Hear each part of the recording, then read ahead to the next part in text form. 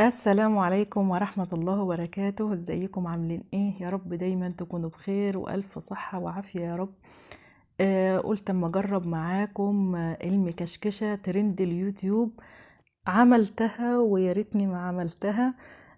الولاد طالبينها مني كل شوية، بصراحة طعمها جامد قوي، طعمها حلو قوي، وطعم كريمة الكاستر اللي جواها بصراحة تحفة. يلا بينا نشوف هنعملها ازاي.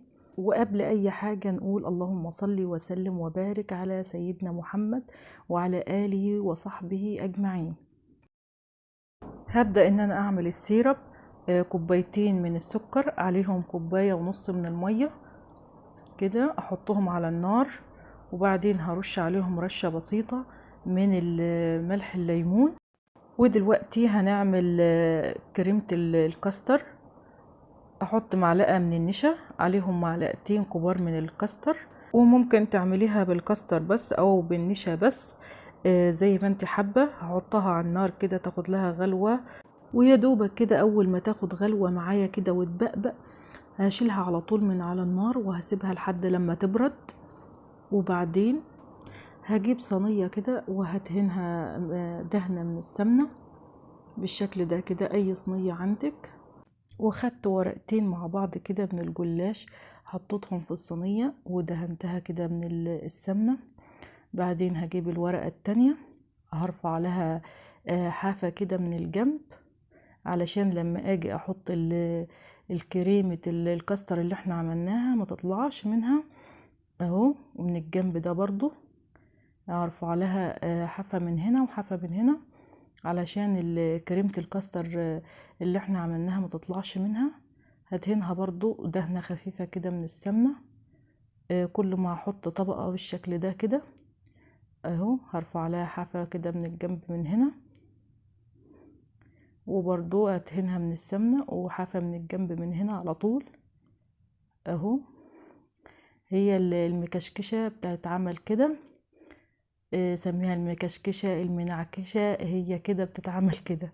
وبعدين فردت عليها كريمة الكاستر اللي احنا عملناها بالشكل ده، وجبت بقى باقي ورق الجلاش، وبعدين كشكشته بالشكل ده كده اهو، بالشكل ده.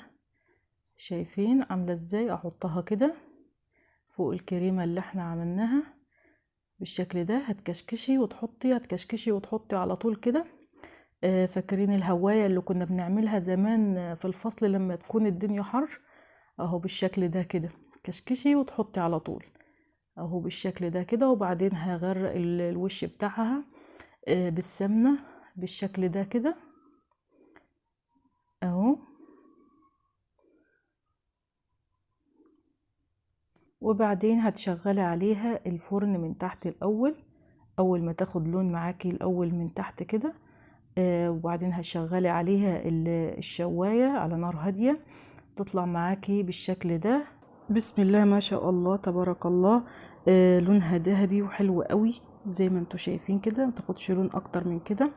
وبعدين هنزل عليها بالسيرب التقيل البارد اللي احنا عملناه مع بعض بالشكل ده. بعدين هحطها في التلاجة تبرد، وتدوقي احلى مكشكشة ممكن تدوقيها. بيقولوا عليها ان هي غالية جدا، بتتباع في المحلات ب450 جنيه. احنا عملناها هنا بأقل حاجة ممكن تعمليها وبأقل التكاليف بالشكل ده كده. زي ما انت شايفة كده شكلها روعة وطعمها حلو قوي. وهنقطع حتة مع بعض كده بالشكل ده كده، ونشوفها كريمة من جوه، طعمها حلو قوي اهو، طعمها تحفة، طعمها حلو جدا. الولاد حبوها قوي. ترش عليها بقى فستق، بندق، سوداني، اللي انت تحبيه. اتمنى يكون الفيديو عجبكم يا رب. وما تنسوش تعملوا لايك واشتراك في القناة وتفعلوا زر الجرس عشان يوصلكم كل جديد.